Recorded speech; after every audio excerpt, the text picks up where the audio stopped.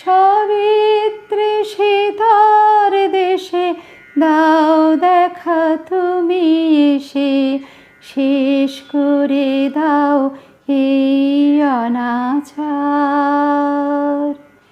তোমার ভুবনে মাগো এত পাপ, এ কি অভিশাপ নাই প্রতিকার। মিথ্যারে জয় আজ, সত্যের নাই তাই অধিকার।